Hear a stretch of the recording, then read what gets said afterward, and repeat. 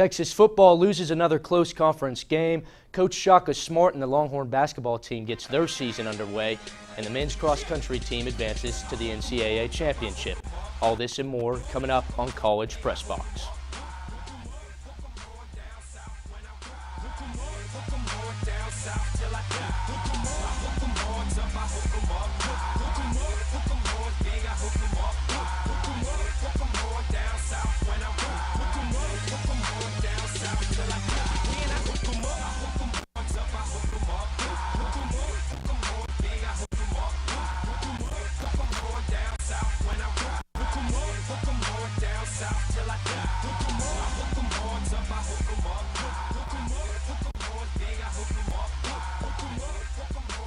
Good evening, and thanks for joining us on this Monday night. I'm Luke Hendry, and well, it has been 10 weeks since the miracle to open the season at DKR for the Texas football program.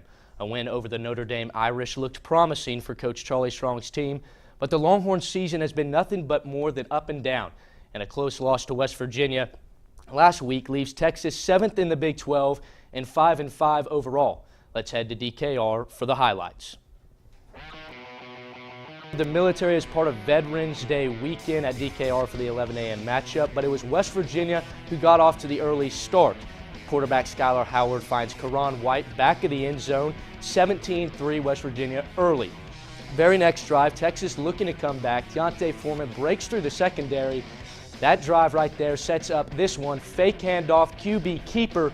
Shane Buechele trots in the end zone from 10 yards, 17-10 West Virginia. Late field goal for Texas puts them down 4 heading into half. Now a slow start to the third quarter, but Kennedy McCoy finds the end zone for West Virginia. They go up 24-13.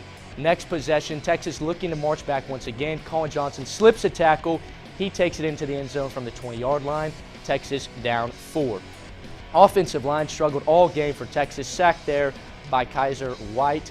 Led to one last drive by Texas, a desperation play here, thrown to the back of the end zone. Time expires, incomplete pass. West Virginia goes on to win this one 25-20. Coach Strong took over the reins of the defense following the team's loss against Oklahoma State back in Oklahoma, and there's no doubt that the team has improved since then. However, leaning on the shoulders of Sterling Gilbert's offense has been the story all season. Deontay Foreman rushed for more than 100 yards for the 11th consecutive game and has etched his name in Texas football history. But the Longhorns face a scenario that fans thought was of the past. Will a Charlie Strong team finish above 500? For more on the Texas football program's loss to West Virginia, here's our very own James Grachos and Mark Skoll Jr. One easy way to define this Texas football team is great at home, disastrous on the road. While Saturday's game against West Virginia was far from disaster, the attitude of being unstoppable at DKR was lost. I mean, it did hurt because, that streak we had going, but like I said, we can't dread on it. It's a loss that we just have to move on from and learn from our mistakes. Strong's club in Austin had beat then top 10 ranked Notre Dame and Baylor and has shown signs of progress, but more importantly, if Texas wants to reestablish national prowess, DKR needs to be one of the toughest places to play in college football. It's burning them right now in the locker room, but we still have 2 left, and we'll see how we take this game here and use it to our advantage and just continue to get better. If there was any source of confidence this season, it was 100,000 screaming fans behind Texas. Despite over 500 yards on offense and their third best defensive performance of the season, it still wasn't enough. The Longhorns suffered another loss. So I'll toss it over to Mark for more on the leading Longhorn. But for now, James Grachos, College Press Box. Thanks, James. While one streak comes to an end, another streak lives on. Running back Deontay Foreman rushed for 168 yards against West Virginia, making it the 11th straight game he rushed for over 100 yards, tying Earl Campbell's record. It's an honor, honestly. I know somebody told me, to get the record or break the record, you got to go for 11, 1,200-yard games. I'm like, I don't know if I'm be able to do that. But, just continuously grinding, working hard. My O-line was wonderful. So, I'm so thankful to be mentioned with him. And that hard work paid off for Foreman, who was congratulated at halftime by none other than Campbell himself. He just told me congratulations. He told me that he hopes that I go break it next week. And he also said that if somebody breaks my record or whatever like that, just can come back and tell him congratulations, and I told him I definitely would. Foreman can break Earl Campbell's record next week when the Longhorns travel to Lawrence, Kansas to take on the Jayhawks. Mark Skoll Jr., College Press Box. Well, a special thanks to James and Mark for that report. And joining me now is our football analyst, Tyler King. Tyler, another hard-fought battle against West Virginia. Any takeaways from last week's game? I'm really liking the connection between the two freshmen, Buechele and Johnson. I think that's going to evolve into a great connection over the 4 years. Defensively, Dylan Haynes just keeps finding himself in the wrong place at the right time, keeps getting interceptions thrown right to him when he's out of position. So it's interesting. All of his turnovers come from just interesting plays. Well, Charlie Strong caught up with the media earlier today, and he said that his program needs to continue to compete and finish the season off with pride. When we compete now, when we play, it's one of those when guys walk into a game, they expect to go win the football game. And like the one on Saturday, it hurt. And it hurt them big time because they know that we let one get away from us. But it just, overall, you just like just how competitive they are now, and just how much pride. It's all about pride, and it's just how much pride that they have within themselves and within the program.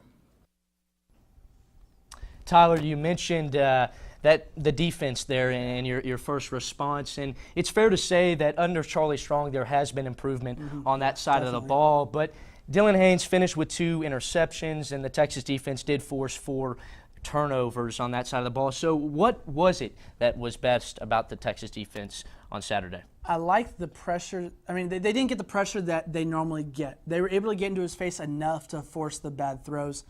Intermediate routes were still a struggle for Texas to defend. Luckily, Skylar Howard was not great with the deep ball, shown with the interceptions that Texas was able to get. The pressure needs to be a little bit better. I understand, he's not as mobile as Mahomes and the previous quarterbacks they faced, Seth Russell. And so the scheme is a little bit different, but maybe a little more pressure. But I really liked what the secondary did, being able to not give up the big routes to West Virginia, which is a big part of their offense. Well, it was unfortunate that they didn't get to take advantage of those turnovers so much. And we turned to the Texas offense, and they played a complete game as well. Shane Buechele set career highs in both passing and rushing yards, finishing the contest with 342 total. D'Onta Foreman, under the radar it seemed, broke the century mark once again and actually tied Earl Campbell's record for the most consecutive 100-yard games. Here's what Charlie Strong had to say about the Texas offense. We've been playing well on offense, and what happens, you face a really good defensive team and a very balanced defense that could bring a lot of pressure. But just offensively, we made a throw, and the one throw he made got Dorian down the field. And then it's just, with the routes, they sitting on some of the coverages. I mean, they sat down on some of our routes with their coverages. But I have no concerns with our offense. I know this, that we can score, and we'll be able to score at any time. Tyler, what mistakes did this offense make to allow West Virginia to pull away with this win? Well, there weren't a lot of mistakes, and if you think a year ago, and now we're saying the Texas offense isn't making mistakes, big difference. A few things. Offensive line struggled. I think this is one of the worst. I wouldn't say the worst, but one of their worst games they've had all year. They just let too much pressure get in there. They let Buechele get hit way too many times. They haven't allowed very many pressures at all this year, and I remember at least four or five that Buechele just getting hit. Receivers' awareness the last drive, they weren't able to get out of bounds and stop the clock, and they had to spike the ball or just rush and get another play on. So just awareness of knowing where you're on the field last drive, but also beginning of the second half, first drive they're going for it, and then they decided to kick the field goal. I think they still could have gone for it and been able to get it. That was a key moment, especially getting the field goal blocked. That gave West Virginia the ball back. Texas got no points. I don't know. I think they could have gone for it there. They'd been pretty successful, especially that drive leading up to that. Wish they could have done that. But those are the few mistakes that offense made on Saturday. Interesting play calling, no doubt, there from Sterling Gilbert. But Texas will continue their season this weekend in Lawrence against Kansas and then finish off the conference play with TCU at home. Tyler, 2 games remain, and Heisman voters are starting to look at our dominant player, D'Onta Foreman. What kind of performance does he have to finish off the season to have a seat in New York come December? He needs to keep his yards per game average up. I know going into West Virginia, he was right around 180. I know it's a little bit lower now, but if he can keep up around 170 per game. I think he can get that because he should be able to get 200 plus against Kansas. Kansas defense isn't that great. If he did what he did against Tech, I think he could do something close to that against Kansas. TCU, if he can get about 130, 140 yards, that'll be really good for him. TCU and West Virginia are the two best defenses in the conference, and if he's putting up at least 140 on both of them, that's pretty good. I'd say for him to really have a chance to win this Heisman, he's got to get around to about 1,800, 1,900 yards. I don't know if he can get that 2,000 mark before then. I think that's what he needs, though, 1,800, 1,900 yards, have a shot for the Heisman. And if he's doing that, Texas should win one of these next two games to be bowl eligible as well. It will certainly, no doubt, be fun to watch voters and fans follow the best college football players this season. Thanks again, Tyler, for joining us tonight. And when College Press Box return, we take a look at Texas basketball's start to their season and men's cross country regional finish. All that and more coming up next.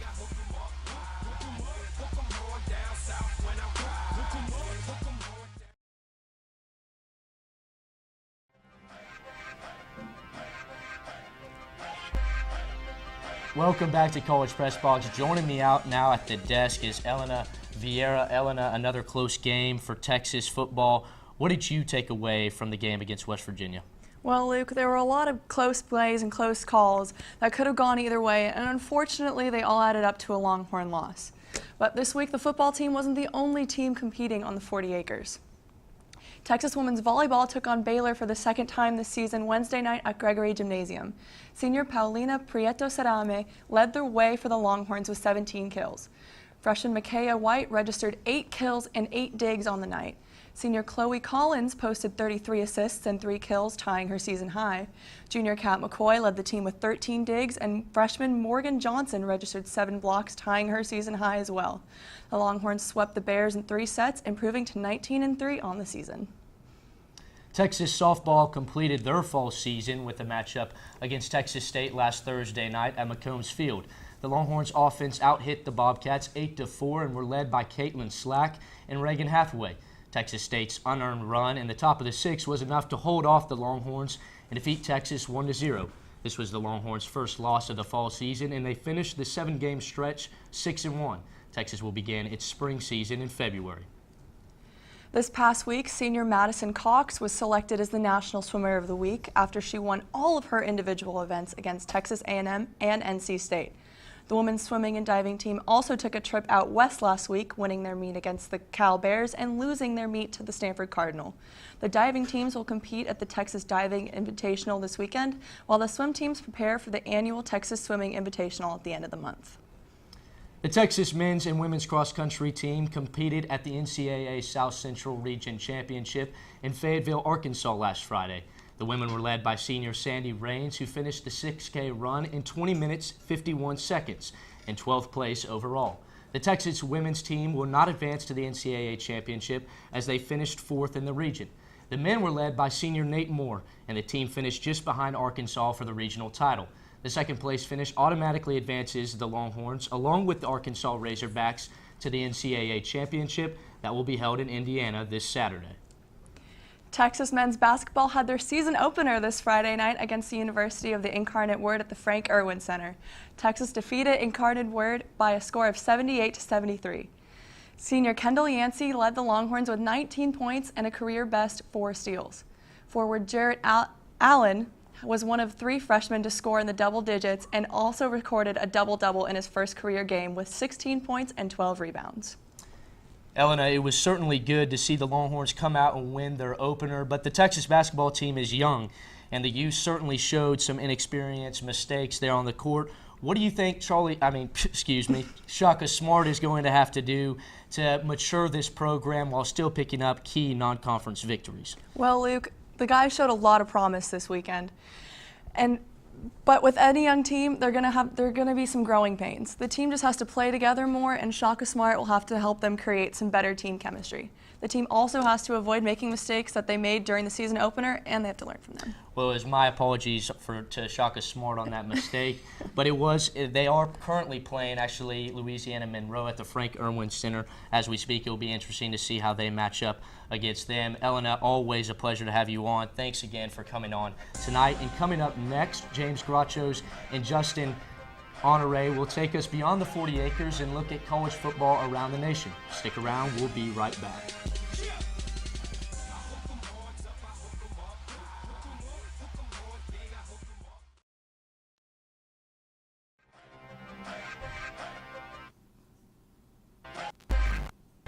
Welcome into this week's segment of Unhooked. James Grachos here, joined by Justin Honore to recap another wild weekend of football. We expected some good games such as Duke and North Carolina, Baylor, Oklahoma, and Ole Miss versus A&M, but there were a few teams at the top that were supposed to glide to easy victories. Justin, that was not the case, was it?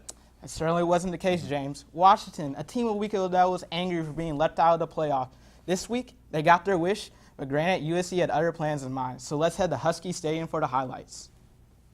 All right, so we got quarterback Sam Darnold looking for his receivers, looking in the pocket.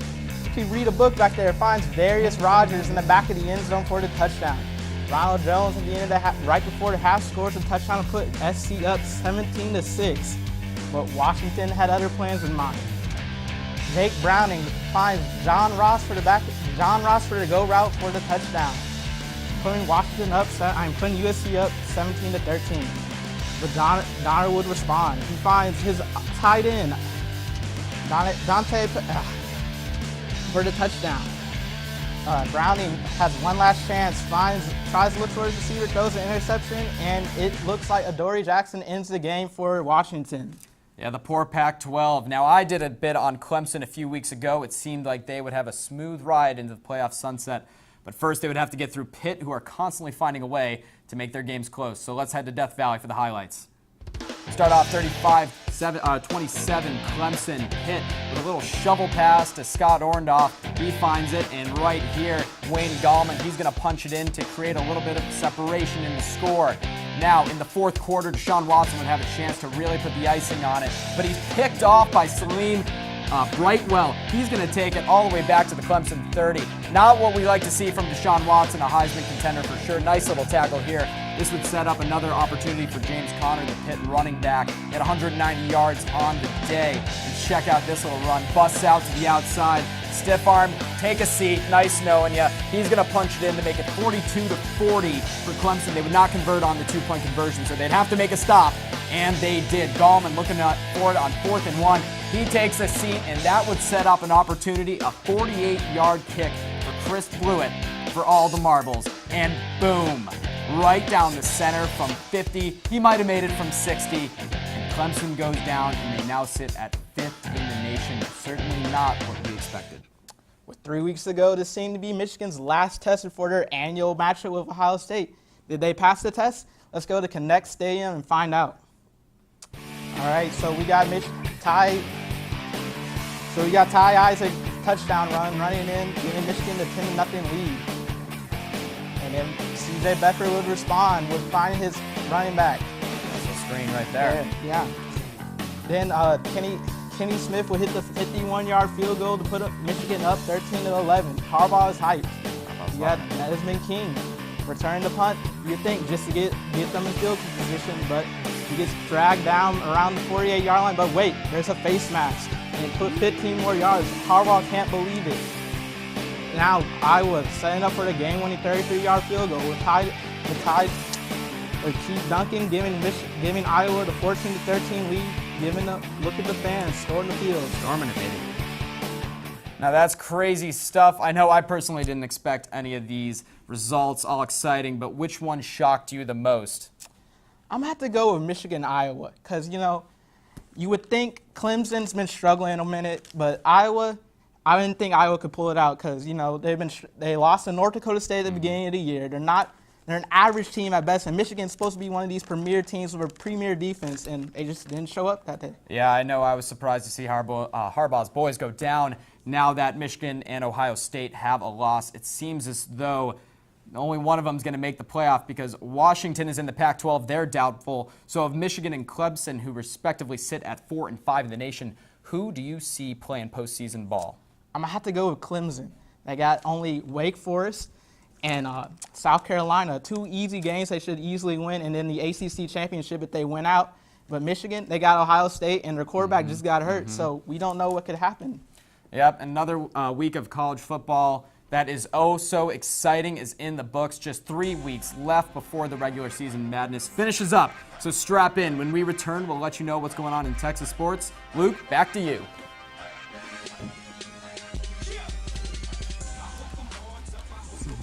My bad. No.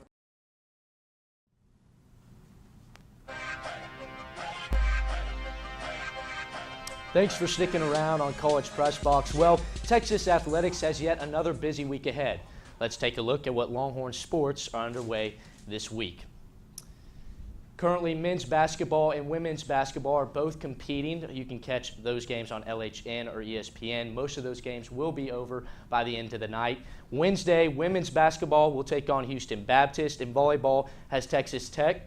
Both those games here in Austin. And on Thursday, men's basketball will have their third opener against Eastern Washington. All of those games on LHN. Swimming and diving will also be competing this week at the Texas Diving Invitational. And on Saturday, there's a plethora of sports. Track and field, football, and volleyball will all be underway. That primetime game at 2:30 on ABC and ESPN2 against Kansas.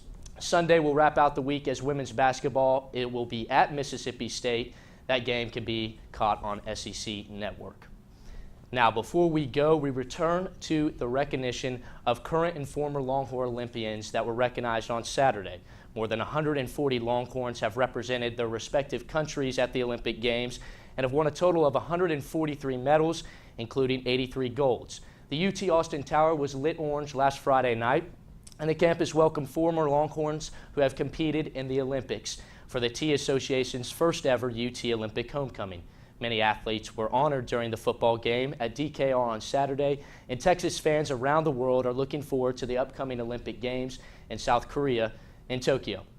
Well, that is all we're going to have for you tonight, and once again, thanks so much for joining us. Follow TSTV Sports on social media throughout the year for your latest Longhorn sports coverage.